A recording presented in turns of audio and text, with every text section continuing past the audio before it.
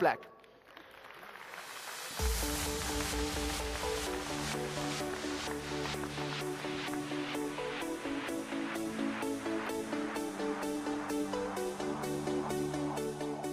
Good evening, everyone. Thanks for sticking around. It's been a long day. Listen, this is an EFF partisan crowd. It's like an EFF electoral conference. So I don't think I need to introduce the CIC. But yeah, let's get him up here and let's get stuck into it.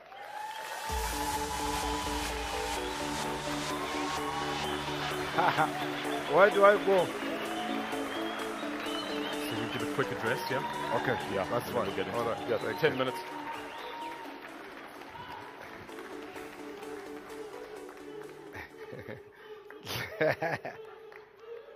Thank you. Thank you very much to the former Minister of Finance, who will never be again because the ANC will not retain power in 2019, even under Cyril Ramaphosa. The leadership of the EFF, the important guests invited here today. I see you have changed venue from Vodacom to a new venue. I just wanted to tell you that there are also beautiful venues in Alexander.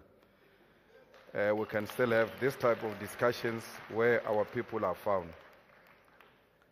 This platform is one of the most important platforms annually in South Africa's political and policy discourse. In the process of doing revolutionary work, it is always important to pause and engage with those who will otherwise not engage with you. If we truly trust our ideals and ideas, we should always be ready to share them with other people, particularly those who disagree with us, and defend them. The many political developments that have happened in 2017 illustrate the simple fact that our country, South Africa, is on the verge of turning into a failed state, like many other failed states in other parts of the continent. The features and definition of a failed state are not difficult to notice. 1, the absence of the rule of law. 2, the emergence of untouchable precedent.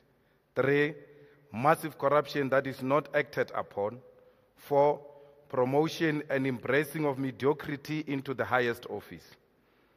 All these features perfectly define where we are as South Africa. We have witnessed the growing confidence of white supremacists who seek to undermine the democratic project. The capitalist backbone of the looting project are the parasitic capitalists, the Guptas who do not create any wealth but largely depend on the state for their financial muscle. The white supremacists are anchored by beneficiaries of apartheid capitalism who take advantage of the fact that the sitting government is self-destructing. All these developments do not substitute the fact that majority of our people are still excluded from the mainstream economic participation. Black people in South Africa are living in squalor, and those with political power do not know how to use political power to capture the economy on behalf of the black majority and Africans in particular. As a result, more than 30 million South Africans live in absolute poverty with no guarantee of where the next meal will come from. South Africa's economy is not growing and it's jobless, meaning that many young people who are entering the working age bracket will not be employed. The current government is dismally failing to introduce fee-free education for all. Even if they were to introduce free education, they have not invested in university and TVET colleges to absorb majority of the students who qualify for post-secondary education. Areas where black people live, the townships, villages, hostels are neglected, and as a result have become spaces for reproduction of poverty and recycling of diseases and reproduction of violence. All political parties that are governing municipal level, including the ANC and the DA, are dismally failing to meaningfully improve the lives of our people. Political work has proven historically, and is proving now, that at times you can be presented with only two options which are both wrong. That's what we were confronted with in 2016, where we had to choose between the two devils, being the ANC and the DA. And they remain the two devils, and there's no better devil. But because we want to go with scripted approaches when we're confronted with difficult moments, we always thought that the immediate response to that crisis will be a coalition. But none of us asked a question: why are we not giving the masses a second chance to decide which government they want? But because we are all obsessed with positions and governing of municipalities, we thought the simplest answer to that difficult situation was a coalition. But the masses, particularly the voters, have got a responsibility to decide what type of government they want. And if they are so undecided, we must make it upon ourselves to insist that the voters should decide what type of government they want, because they put parties like ourselves in a difficult situation. That's why we opted not to participate in any coalition government, because there was no party which is meeting our non-negotiable cardinal pillars. All we did was to sit and vote for anything that makes sense at a time. So if we go to Johannesburg municipality and there is a mayor of the ANC with a history of immediate corruption and a mayor of the DA who has got no history of anything except selling the hair products, you are bound to try the hair product man because he has got no history of wrongdoing. So we were forced to do that. But even after doing that, we come here to confess that indeed that was not an answer. Our people in those municipalities are still subjected to difficult conditions. Our people are still subjected, particularly in Johannesburg, to xenophobic utterances by the mayor of Johannesburg, who think that resolving a problem which is affecting all of us is through attacking foreign nationals, which is not a solution. Even if foreign nationals were to leave tomorrow, we will remain unemployed. Our infrastructure will remain in a bad condition. If you doubt that, ask the people of the north here in Sandton. They spend 3 days without water. And I suspect some of them are here. They didn't take a shower in the morning in a municipality run by the DA. So even if you chase away the foreigners, that pipe was still going to burst. It is not bursting because there are foreigners here. So it is wrong to think that our problems are caused by foreigners. In Tshwane, you've got a mayor who has got a white supervisor who then supervises all the senior black executives. There's a lady called Marietta who sits in the top executive management meetings. Even when she's not in a top management herself, she's just a chief of staff. Why? Black Africans cannot be trusted with such a huge responsibility. They require white supervision. So those are the things that we come to experience from time to time, including in Nelson Mandela Metro, where Trollip is just arrogant and not listening to anyone. We find ourselves in this situation because the voters were undecided, and all of us opportunistically took away the right, took away an opportunity to give voters a second chance to correct their mistake. So we think that in 2019, no matter what happens, if there is no outright winner of the national elections, the voters should vote until they decide who should be their government. They should not leave that responsibility in the hands of the few elite. And when we make choices of such things, they then complain. I don't understand why ESCOM, 23 years into democracy, still honors apartheid contracts. We're complaining here about Guptas. The Guptas are just an irritation. There are people in ESCOM who are dominating the coal contracts there. They've had contracts in ESCOM since apartheid. They still have them today. I don't understand why the Central Energy Fund which owns a relatively small coal producing company.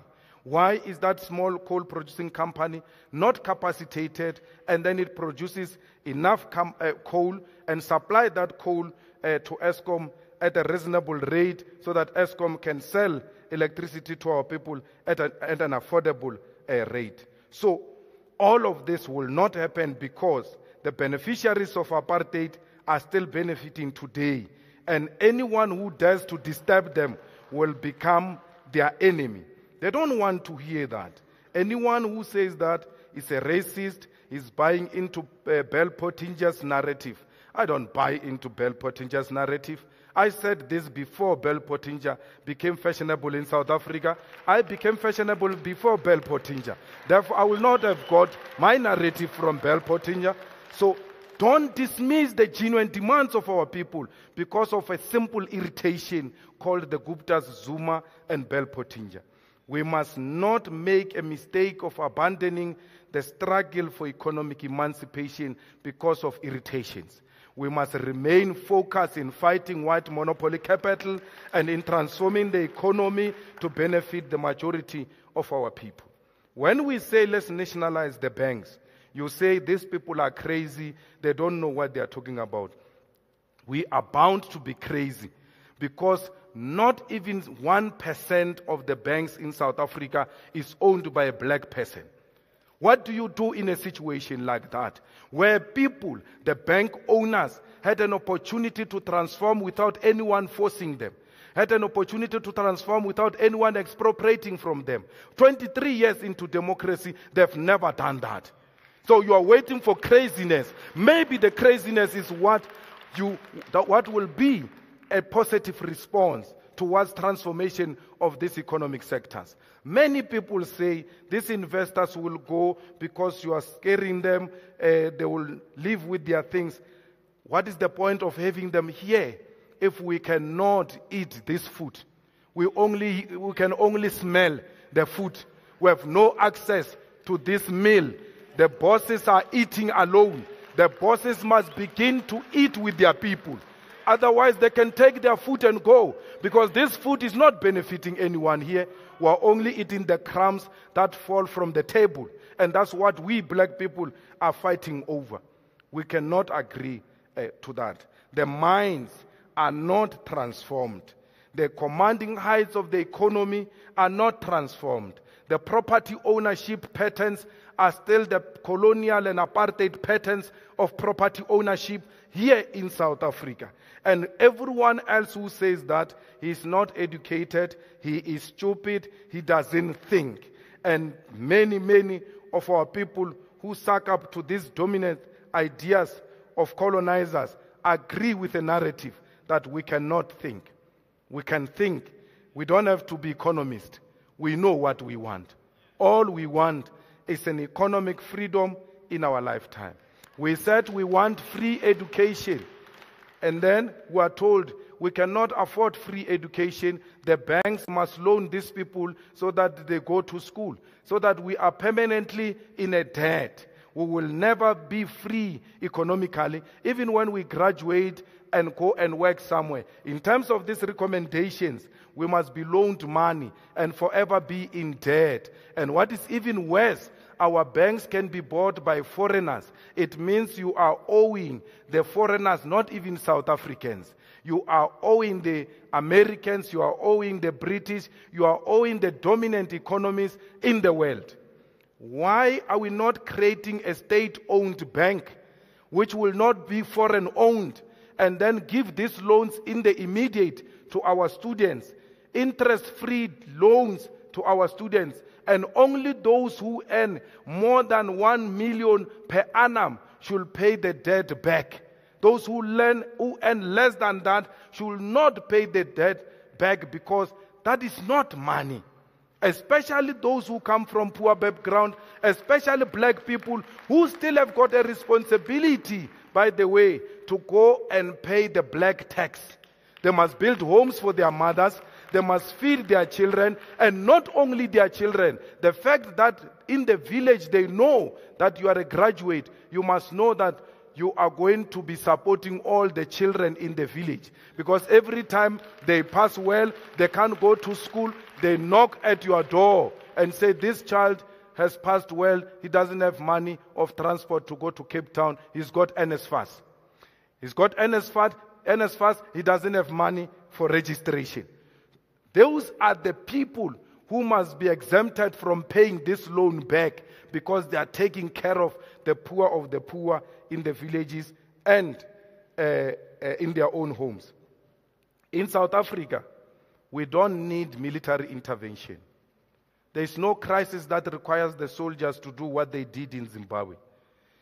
We must thank Madiba and his generation because they left us with a very powerful weapon to defeat any wrongdoing. Voters don't exercise their votes. Even when we say the ANC is corrupt and show all this evidence, with all this evidence, with the emails, with the testimony that gets to be given in the ESCOM inquiry, the voters still vote the ANC into power. So why do you want to blame anyone? You can't blame Zuma. Zuma didn't put himself in power. Zuma says every day to my man in parliament, if we go to the elections tomorrow, I'll clobber you. And he's not telling lies, he's telling you the truth. The South African voter will vote for this corruption. The voters must exercise their power. The voters do not exercise their power. In 2016, YDA won some municipalities and become a leader in those municipalities. It's not because people outvoted the ANC. The people did not go to the polls. They stayed at home. Meaning, the people love the ANC. And without the ANC, there's nothing else for them. Why is the voter so loyal to the ANC? What is it that we don't see, which the voters see in the ANC? There's no any amount of march which will bring you a regime change. There's no any amount of looting and destruction of property which will bring a regime change. Not in South Africa. All of these things of marching and all that is an attempt to conscientize the voter. But the whole power rests with the voter. There's nothing we can do. Anything other than the power of the voter is unconstitutional and it must never be encouraged in South Africa. The voter must know the power they have. You cannot say you love this constitution and say this is the best constitution ever and then want to do unconstitutional things because you are irritated by Jacob Zuma. It doesn't matter how much angry you are. Respect the constitution and the will of the voters. So that's why when we make a call, we say Zuma must go. We don't say the ANC must go because the voter voted the ANC. So we cannot undermine that will of the voter. But we can say this one who's not a product of the voter must go. So the ANC must self-correct. But the ANC has got no potential to self-correct. There's no potential leader who will emerge and lead the ANC into victory in that conference. That thing is not a funeral of the ANC. It's an unveiling of a tombstone of the ANC. Because the ANC is long dead and buried. So I hope I'm not going to get a question that says, who will be the best president in the ANC? They are all the same. Ramaphosa was there when the rot happened. Ramaphosa, in his discussion with Kgalema Motlanthe, remember that guy said to Kgalema, I'm only contesting because I want to fight corruption. I've never seen Ramaphosa in any police station opening a case against corruption. Thank you. Thanks, Yossi.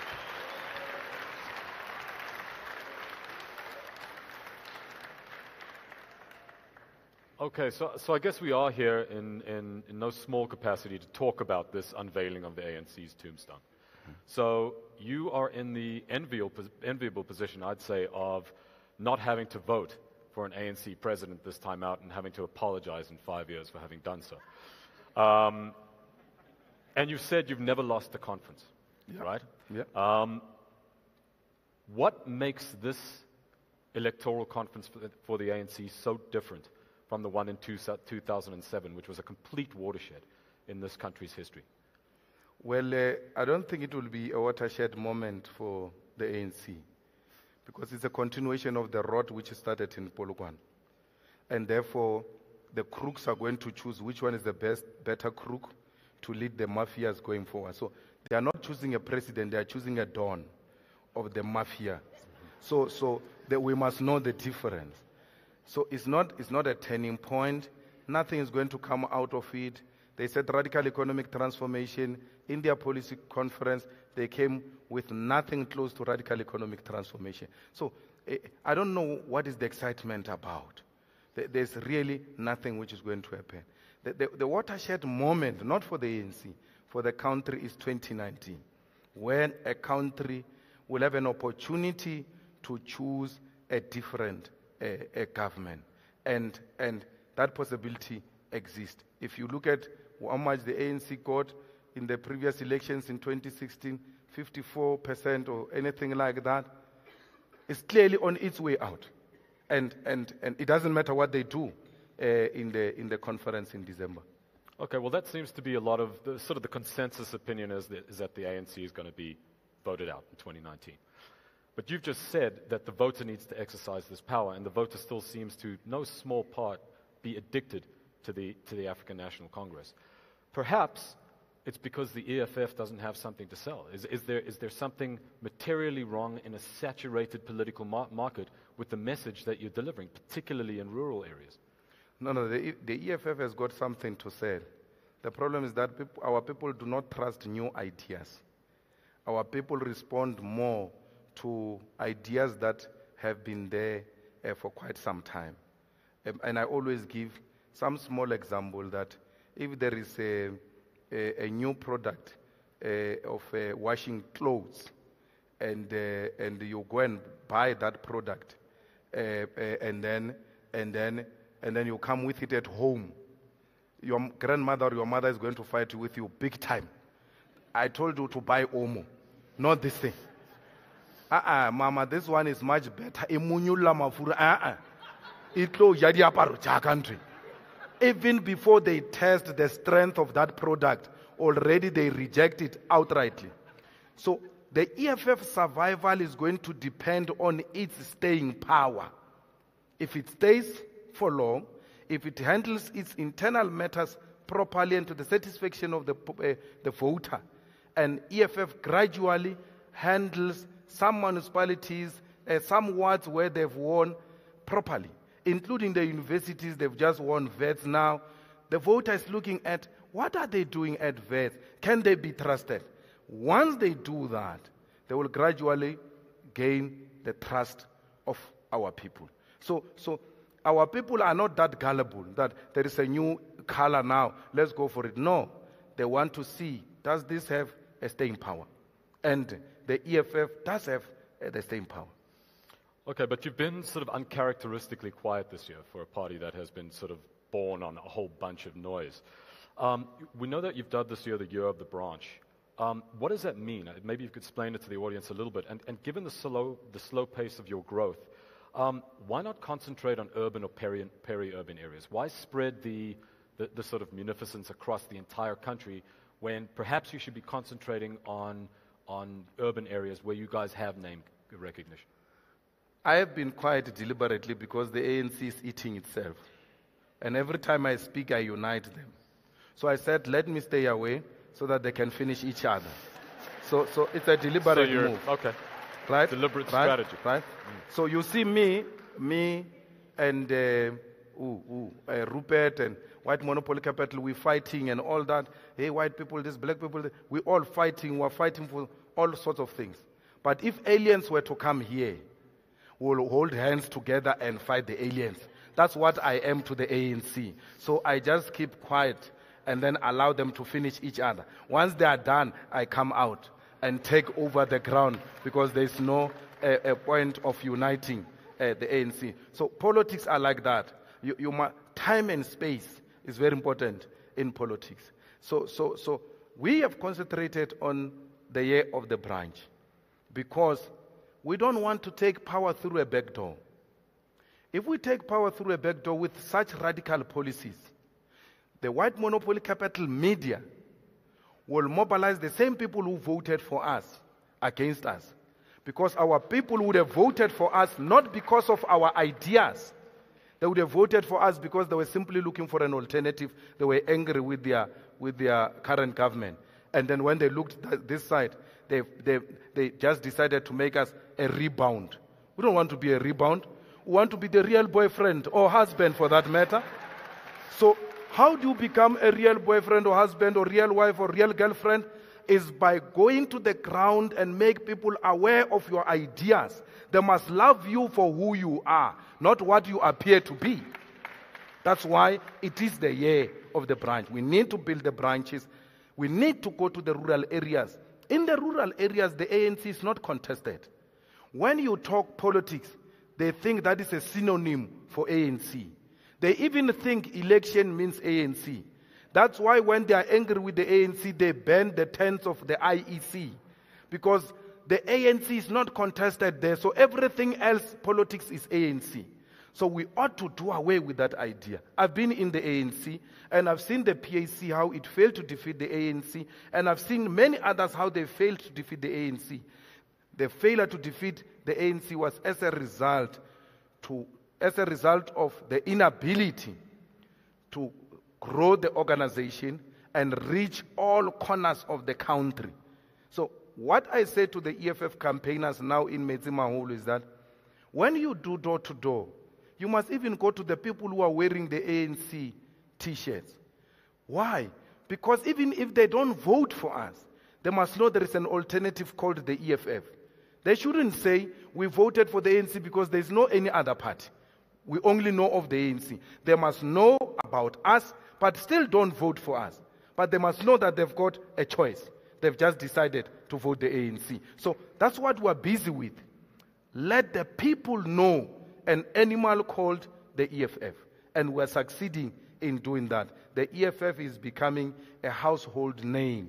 Everybody else is now talking about the EFF. Whether negative or positive, it's immaterial. First, introduce your brand.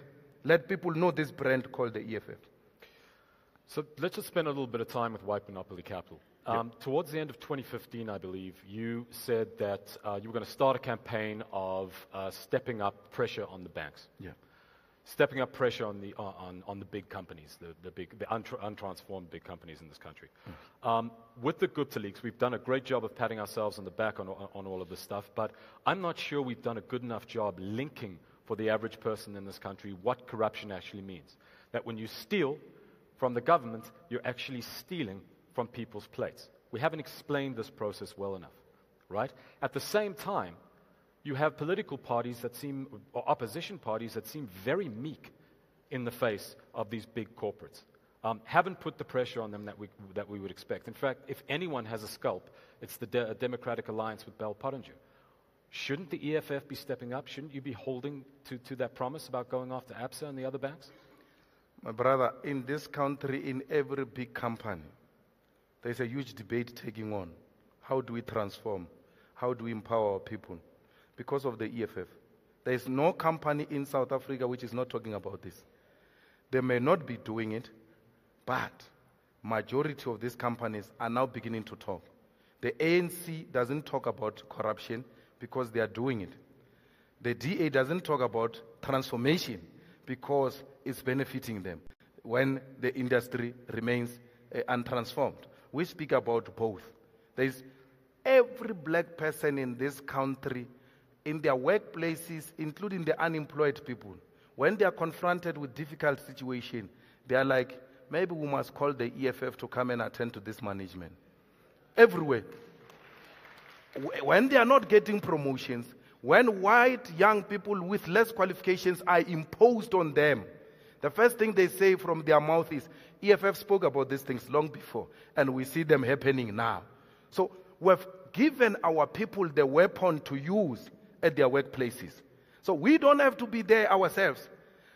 Those workers who are there, they are the EFF themselves. They are now fighting for themselves. Today, we see a lot of things being exposed because the EFF has given these people a voice.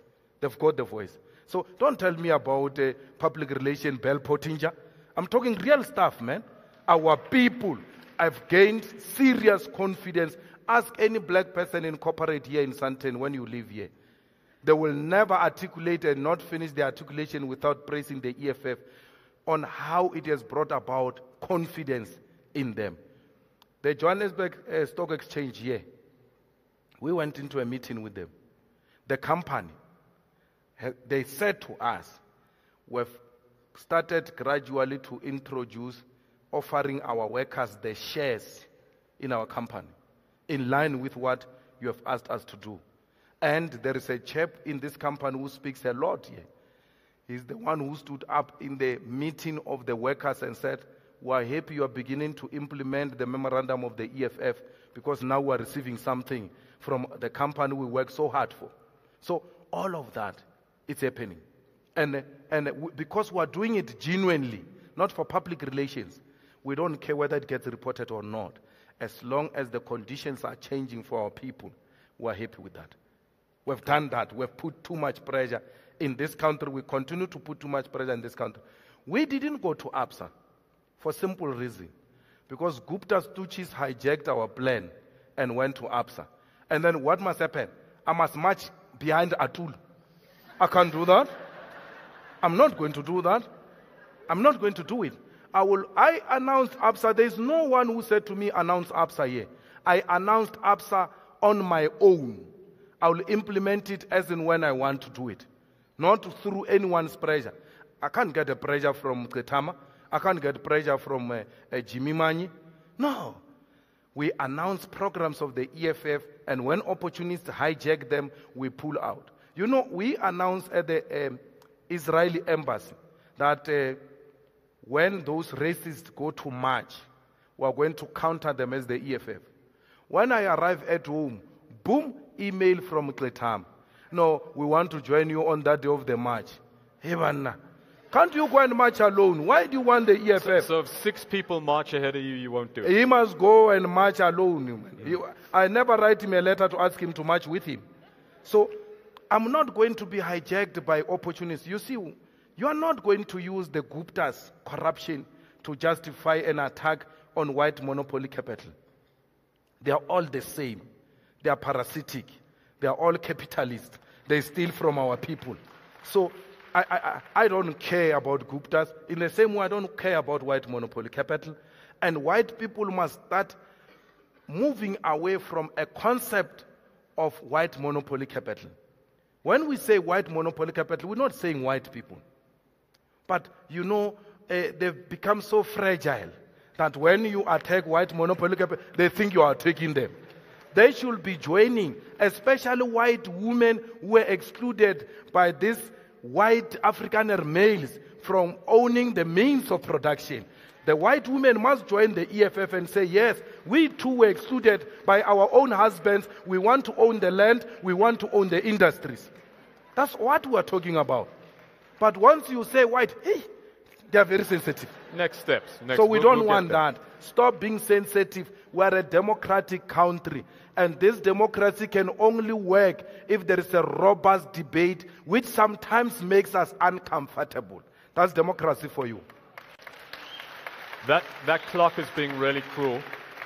And I do want to open it up to the floor for some quick questions. That will be questions and quick. But I want to jump from Sandton to Zimbabwe. Yeah. I'm totally confused. You loved Bob back when you were in the ANC Youth League. Then you fell out with Bob. Now you sort of are happy that he's gone. Explain to me the whole process, because I love Bob. There's never been a moment where I don't say I love Muga. I don't love Muga. I love him. But you advocated for his removal. But when I love you, it doesn't mean I can't criticize you. My wife is my biggest critic person. All the time, and when I finish to speak, she comes on top of me. I'm like, are you sent by Zuma or something? We share that experience. She does that because she wants good out of me. So our love for Uncle Bob didn't diminish. We love him. And that's why we said, don't return Munangangwa, don't return back the land to the settlers. All we said to Uncle Bob was, a good dancer knows when to leave a dance floor. It doesn't mean you don't know how to dance. So you must ask these black people who are sitting next to you. In the weddings there in the townships and parties, we open something called a circle. And then a good dancer gets into the circle and he dances. It doesn't matter how good that person is. If he takes long, we drag him. But he remains a good dancer. So by removing him from the circle doesn't mean he's not a good dancer. So it's only those who suffer from a mind of a rat who think that when you love a person, you can't criticize that person. No. The ones we love, we criticize the most. I said to President Mugabe, he must leave, not now. And some journalists were saying to me, you're mantashing. I said this in March. And then I was insulted by ZANU-PF. They called me all sorts of names. And I didn't respond back. I said to them, one day you will agree with me. Like I always do here in South Africa. I give you a scenario of what's going to happen. And then when it happens, you are like, this guy is a prophet. It's scenario. You can see what will be the result. So I've seen it long before that President Mugabe is going to be humiliated if he doesn't leave. And then look at what happened. He had to know it's time to go. And the problem is not his wife. The blaming of the wife fits directly into narrative of patriarchal society. That for every wrong thing we blame women. His wife did not do anything wrong. He stayed forever. Not because that wife said he must stay forever. He thought he was a mini god of Zimbabwe in his own right without that wife. And that's what we do for our partners. If my wife wants to stay in this company which is exploitative, she was working for an exploitative company, I said to her, you must leave. She says, no, I like it here. I'm like, oh yeah, you can stay, baby, it's fine, it's okay. We support each other like that as partners. She found herself in that situation. But she has never claimed to be a politician. She has never claimed to be a revolutionary. A revolutionary is Mugabe. He had to know, even if she wanted him to stay forever, as a revolutionary, he had to know himself what is wrong and right and advise her that, baby, it's time to go. Very, very quickly. The EFF has described the coup as progressive and sort of as a genius move, which I suppose it actually was. It was very brilliantly executed. Don't you think a coup sets a terrible precedent in Southern Africa? Well, the Zimbabweans have tried everything possible. There are certain things we don't wish for ourselves, but we find ourselves in that, a compromised position. That's why we kept on begging them. We don't want a drop of blood. We don't want a drop of blood. Let everyone cooperate. It's an unscripted type of a coup. I think those who come after us, students of politics, will have to really write about that and explain what happened. And how can it be done like that without a drop of blood? So we want to thank them for that. We may not agree with the method they used, but those people were in a terrible situation. Where a man fires people like it's happening here in South Africa without any reason. An abuse of power. It cannot be tolerated. You are forcing the army to act in a manner they did in Zimbabwe. That's why I'm saying here in South Africa it will not happen. Because here we go to election every 5 years. And then we choose every president we want. Even if Zuma wants to come back now, it will not happen. Are we going to take him election in 2019? No, if he wants to stand, we're going to take him to court and disqualify him. He can't run for the third term. He can do that thing in his shack called the ANC. Not in South Africa. No, here we're not going to allow that nonsense. We'll take him to court, and when he defies the court, he will be charged and arrested. I'm going to open the floor very quickly. Over there. Over here. Go ahead. Thank you very much for coming, Julius Malema. My name is Mikey from Umuzi. I just want to ask you a question, very simple for the youth of South Africa. What is that thing that you want to tell people out there, especially the youth of South Africa? As I said, that we are here unemployed, we're trying to go to schools, we don't have funds. If the EFF goes into power, what is that thing that you want to tell the youth that this will happen for them for change? Well, we need to open universities for our students. We will make resources available. There's plenty of resources in South Africa. And those resources are being taken out of our country through illicit financial flows and tax avoidance. All of that needs to be arrested, and we rechannel the resources to important things like education. We need to minimize, especially the spending on politicians. A lot of money gets spent on politicians. They've got houses in Pretoria, houses in Cape Town. They fly all types of things. They've got all types of benefits. You need to cut those things out.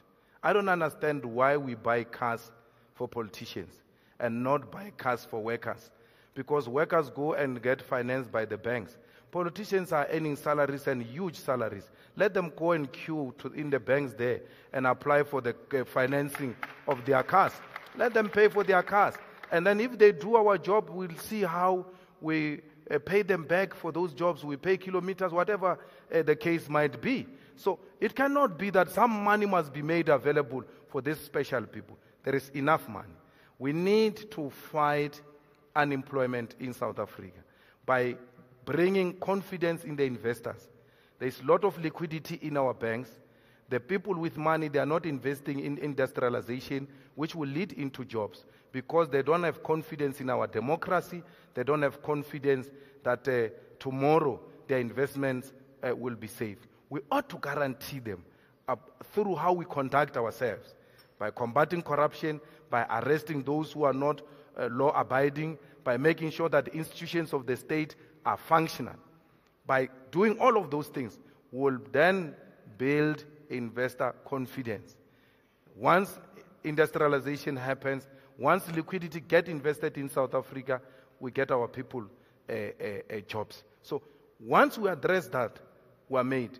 And our people, especially the youth, you must never say that you have been to school and there are no jobs, therefore education is useless. No.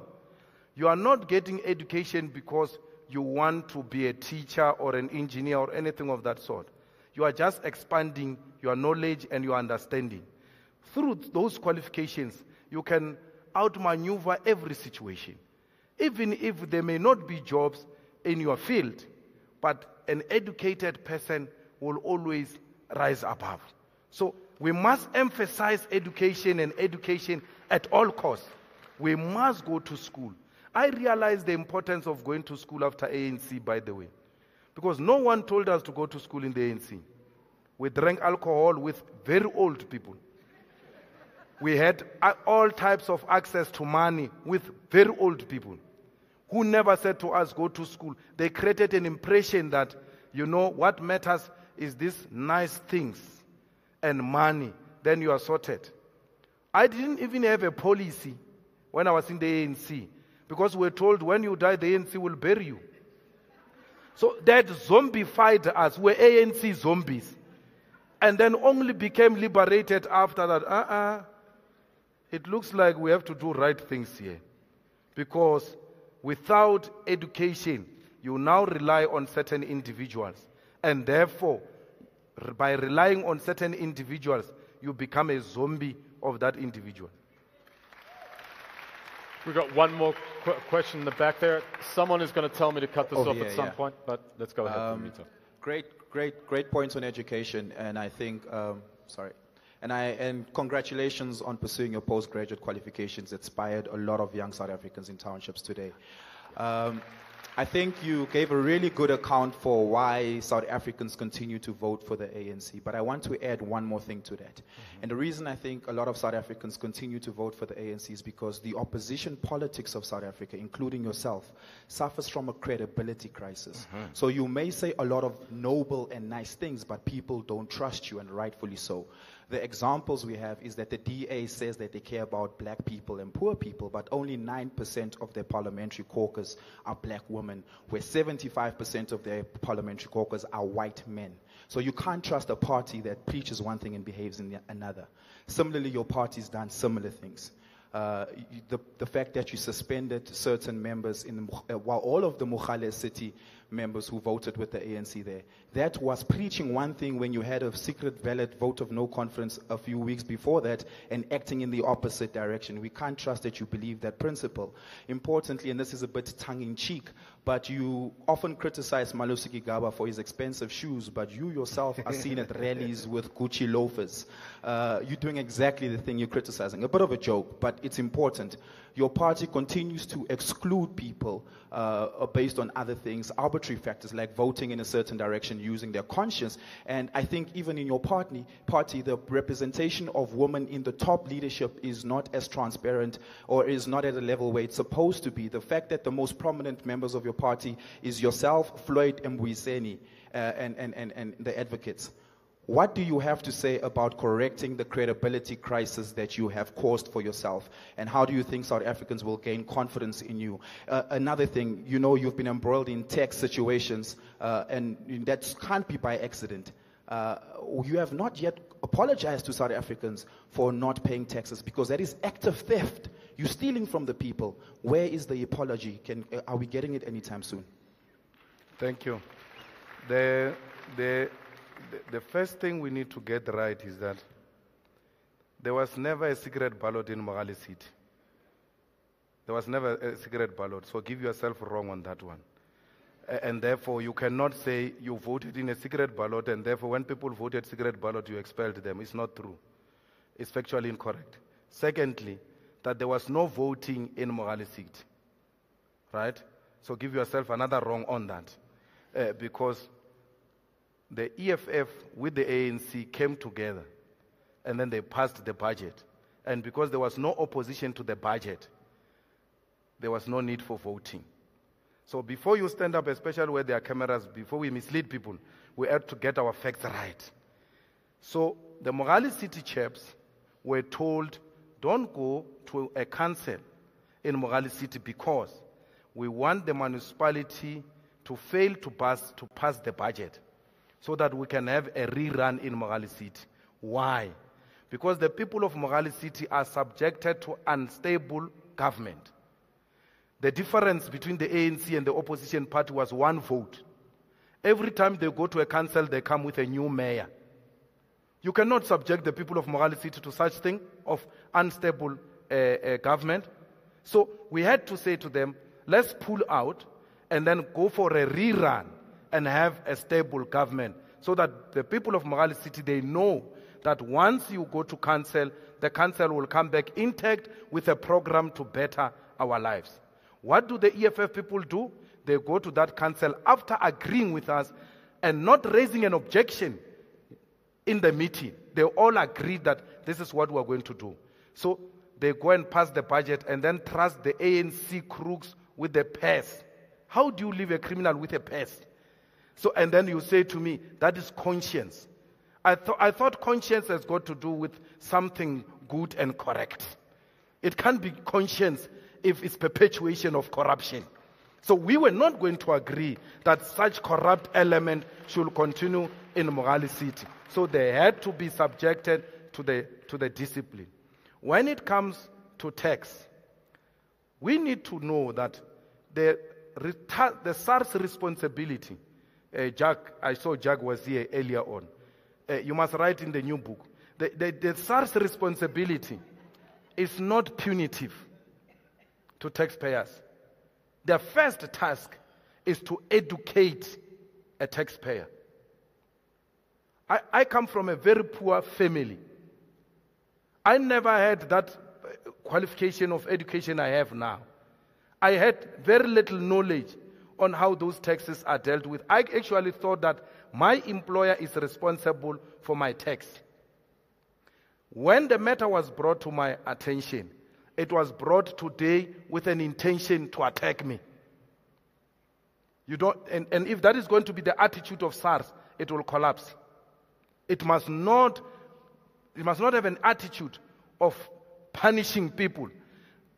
SARS' first intervention should be compliance. Help you to comply. Not in a single day did SARS help me to comply. Black people will come from a different background. They never said to me, Julius, you have made a mistake here, let's sit here, correct here, and all that. They've never done that. They just went for me because I held a different view. One, on white monopoly capital, which Van Lochenberg, a racist of note, didn't become comfortable with. But equally, I took to SARS a dossier that Mike, the discredited Mike, brought to my office. I said to them, there is a rogue unit here. Only after I said to them, there is a rogue unit here which has been following us and doing all types of things, I became an enemy with SARS. And then they started going after me for political expediency and for racist reasons, without helping this young person to be compliant. They should help me to comply. Failure to comply, then they must punish me. That's how you build a country. You don't just go for an attack and hope for a cooperation. Once you attack me, I'm going to react. I'm no coward. And I took them to cleaners.